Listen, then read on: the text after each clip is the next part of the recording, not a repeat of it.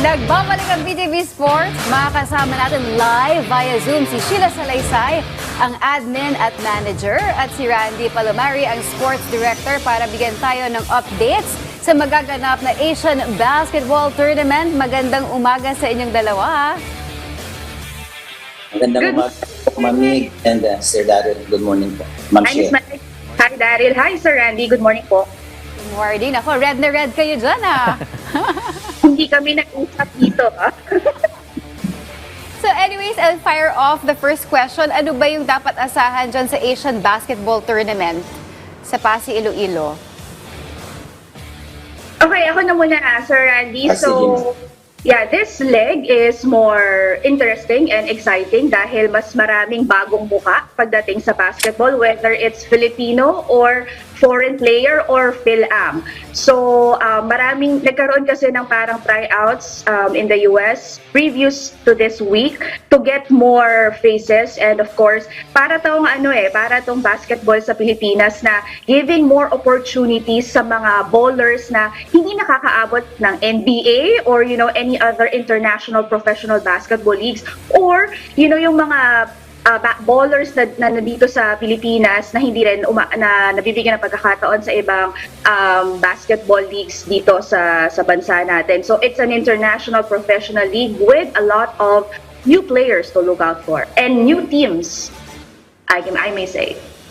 Speaking of new players and new teams, meron pa kayong patikim dyan kung sino yung mga maaasahang imports dyan sa Asian Basketball Tournament? The interesting part about this is yung iba hindi pa nakakapaglaro dito sa Pilipinas pero sa bansa nila medyo kilala na sila. Well, you have in this leg, meron tayo mga abangan na naglaro din for EASL. Nandiyan si Jenning Long, of course, one of them, very kilalang foreign player. Meron din dito sa iba na for Thailand, na kilala din sa Thai. Medyo mahirap i-pronounce yung name nila. Hindi ko matandaan ng very fluent, ng maayos. Sa Pinoy players naman, meron dyan si David Diaz na we saw him play previously. Marami pa actually. Mamaya pag naalala ko. Ito naman tayo kay Sir Randy. Of course, pag nabanggit yung Pasig City, Iloilo, ito isa sa mga destination talaga pagdating sa basketball. Napakaraming basketball events na ganap po dyan. Pero Sir Randy, bakit po Pasig City, Iloilo yung napili po nating host po nitong Asian Basketball Tournament? I-rephrase ko yung question, sorry. Bakit kami nabigyan ng pagkakataon ng Pasig City to host ng Asian Tournament? Sir Randy? Well, una sa lahat, nagpapasalamat po kami sa trust and confidence nyo kasi kung isipin natin, pangatlo na ngayon. We have the first, the second, and presently, mag-start tayo mamayang hapon ng third league natin, yung sa Asian Tournament. Now, I think Pasig City was selected to be the host of this Asian Tournament because first, very passionate po yung taga-Pasig dito pagdating po sa laro ng basketball. Nakikita nyo naman sa dalawa nating league kung gaano kapuno, umaapaw yung tao dito. Pangalawa, it's because Pasig City is a place wherein recognized as one of the place na kung saan makapag-host po tayo ng national at international na mga laro, wherein Asian Tournament is one of them. Pangatlo, well, the arena itself is one of the best in the whole Panay Island.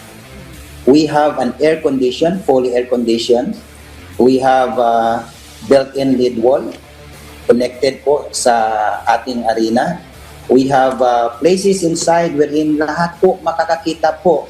At dito po sa Pasig City, we call it is the heart, sweet city in the heart of Panay dahil po sa accommodation po namin. Siguro, Ma'am Sheila can say something about kung paano natin in-accommodate po through the leadership of our City Mayor, Attorney Stephen Palmares, yung lahat na teams na pumupunta dito. Kaya sigurado po, baka hindi lang to pangatlo, baka may pang-apat pa, Ma'am Sheila. Yes. To follow up doon sa answer ni Sir Randy and Darren, sobrang very accommodating sila pagdating sa amin, starting from the welcoming party sa airport, pagdating sa accommodation, pagdating sa venue itself. Everything is polished, everything is well coordinated, at saka alagang-alaga kami. Kaya naman, hindi kami nagsasawang magpasalamat at bumalik dito sa Pasig. Pasig is actually in Iloilo. So, alam mo yun, mas maraming tao yung nakakapunta sa Pasig just to watch the game. Yun lang naman. Nako, abangan natin yung Asian Tournament. At of course, abangan natin yung mga upcoming games dahil for sure may mga NBA caliber players tayong abangan sa Asian Tournament. So again, thank you so much, Admin Manager ng Asian Tournament, Ms. Sheila Salaysay, and of course, Sir Randy, ang Sports Director po ng Asian Tournament. And good luck po sa staging po nitong tournament na ito sa Poway, Iloilo. Good luck and see you soon. Pwede bang pwede bang mabigyan ng opportunity si Sir Randy magpa-shoutout at magpasalamat? Sure, go ahead, Sir Randy. Go ahead, Sir Randy. Well, maraming salamat sa pag-imbita niyo po dito po sa amin para mabigyan po ng pansin yung Pasig City. Well, una sa lahat, I would like to extend my thanks, of course, to Almighty for giving me the chance to speak in behalf of the City of Pasig. Of course, sa mabutihin namin, the young, dynamic, and sportsman City Mayor of the City of Pasig, Honorable Attorney Stephanie Palmares, to our City Vice Mayor Elisir Chavez, to the Undersecretary who is very supportive also of our sports program, DARS Undersecretary Jessry Palmares, sa lahat ng mga city officials, department heads, LGU family at buong Pasinhons. Maraming salamat po sa trust and confidence, hoping na yung pangatlong host namin ng Asian Tournament magbigay po aliw hindi lang sa Pasig City, but sa buong Pilipinas and to the international community. Maraming salamat po.